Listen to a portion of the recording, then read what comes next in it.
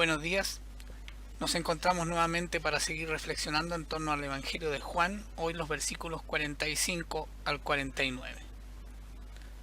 Allí dice: Cuando los guardias del templo regresaron sin haber arrestado a Jesús, los principales sacerdotes y los fariseos les preguntaron: ¿por qué no lo trajeron?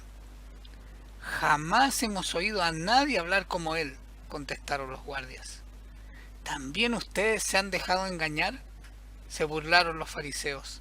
¿Habrá siquiera uno de nosotros, gobernantes o fariseos, que crea en él? Esa multitud tonta que lo sigue es ignorante de la ley, está bajo la maldición de Dios. Jamás hemos oído hablar a nadie como él. Eso dijeron los guardias. Fue tan impresionante la palabra de Dios para ellos que no pudieron cumplir el cometido que se les había encomendado, arrestarlo.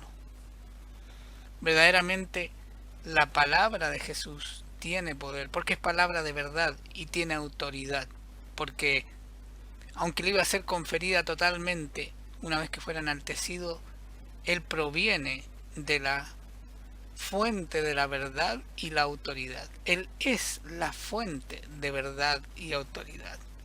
Sus palabras son las palabras del autor, el consumador y creador de todas las cosas.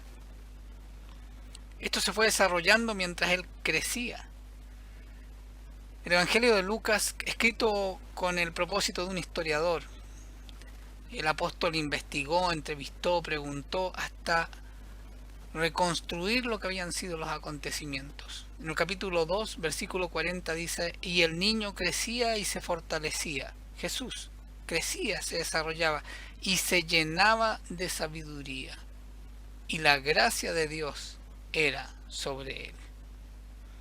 En el mismo capítulo, los versículos 46 y 47, en esa historia en la cual van a Jerusalén los padres con Jesús, se devuelven y a los 3 días se dan cuenta de que Jesús no iba con ellos, vuelven a la ciudad y lo encuentran. Y dice allí: y aconteció que 3 días después le hallaron en el templo, sentado en medio de los doctores de la ley, oyéndoles y preguntándoles. Y todos los que le oían se maravillaban de su inteligencia y de sus respuestas. Aún desde niño ya se hacía ver el conocimiento profundo y la autoridad con que conocía los planes de Dios a través de su palabra, la verdad y la sabiduría de Dios a través de su palabra, aunque muy probablemente no había sido educado en ella, al menos de la manera en que lo era todo niño judío, como ya lo dijimos en alguna reflexión anterior. En el capítulo 4 del mismo Evangelio de Lucas se relata el inicio del ministerio de Jesús.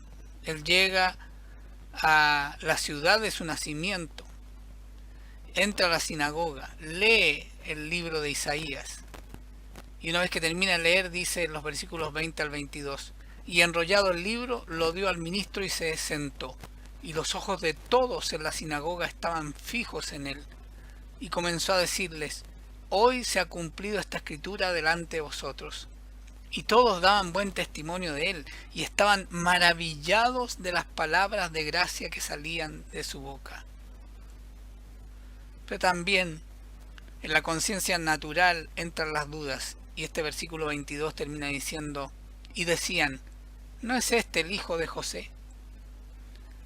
Cuando no hay fe, cuando no hay una intuición al menos de la dimensión espiritual, ya que solo el Espíritu da a entender lo del Espíritu, como Jesús le revelará a Nicodemo, no se puede entender. Y aquí, aunque estaban maravillados por sus palabras, al verlo a él, cayeron abrupta y pesadamente en el conocimiento natural. Era el que conocían, habían jugado con él, conocían a sus padres, el hijo de José.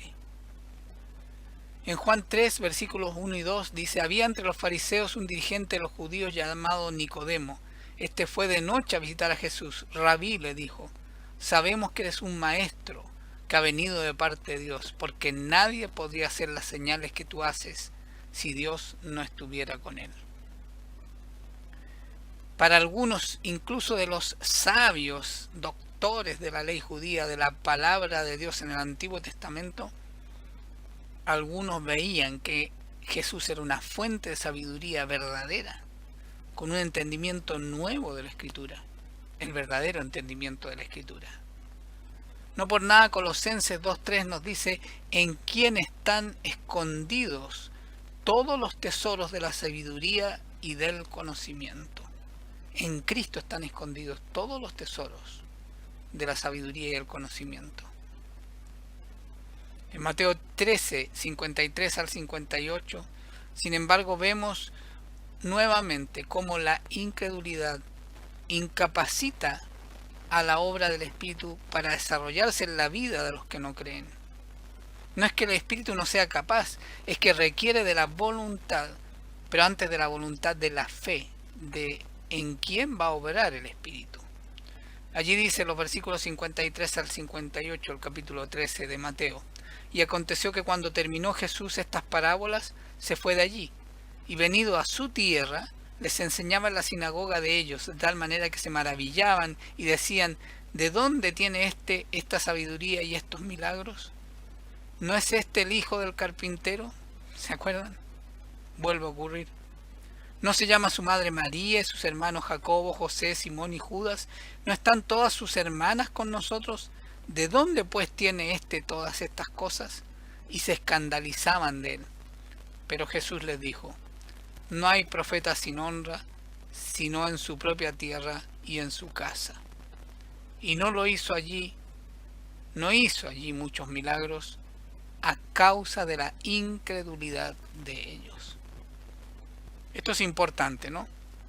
Sabemos ya, a partir de estos versículos, de que Cristo es palabra de verdad y palabra con autoridad.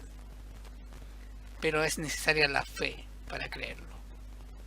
Si no, te puedes perder toda la bendición y todo lo que produce de sanidad, edificación y vivificación desde el Espíritu, y desde allí espíritu, alma y cuerpo, a través de la palabra de Jesús. Que el Señor te bendiga.